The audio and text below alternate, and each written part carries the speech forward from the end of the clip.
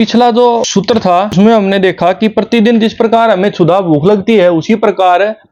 प्रत्येक उपाय इसी प्रकार से क्षणभंगुर है। असंभववात,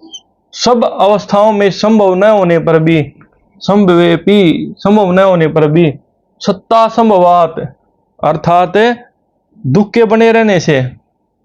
यह त्यागने योग्य है प्रमाण कुशली, जो प्रमाण को मानने वाले जो तर्क बुद्धि के व्यक्ति हैं। अर्थात यदि कोई भी दुख है, मान लीजिए आज मैं बीमार हूं, मेरे को वैद्य की आवश्यकता है, वैद्य मिल गया तो एक बार तो मेरा दुख क्षीण हो गया दवाई से, लेकिन इसकी कोई गारंटी नहीं है संसार में कि मैं दोबारा बीमार नहीं होऊंगा। इसलिए यदि हम उससे परमानेंटली छुटकारा चाहते हैं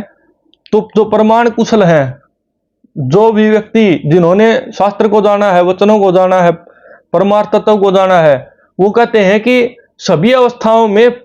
पूर्ण रूप से इस दुख से छुटकारा ना होने के कारण सर्वसंभवात अर्थात पूर्ण रूप से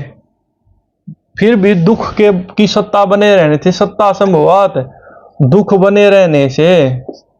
यह उत्तेज्य है प्रमाण कुशल, यानी कि विद्वानों के द्वारा इतना सब कुछ होने के बाद भी, क्योंकि वो व्यक्ति को परमानेंट सुख नहीं दे सकता, इसलिए वो क्या है, त्याज्य है। आगे क्या कहा गया है, उत्कर्षात अपि, उत्कर्ष, उत्कर्ष यानी कि उत्कृष्ट, उत्कृष्ट अर्थात उत्कृष्ट वस्तु होती है सज्जनों, जिस प्रकार से कोई चीज अनुपम हो, सबसे अलग हो और सबसे ऊपर की क्वालिटी की हो।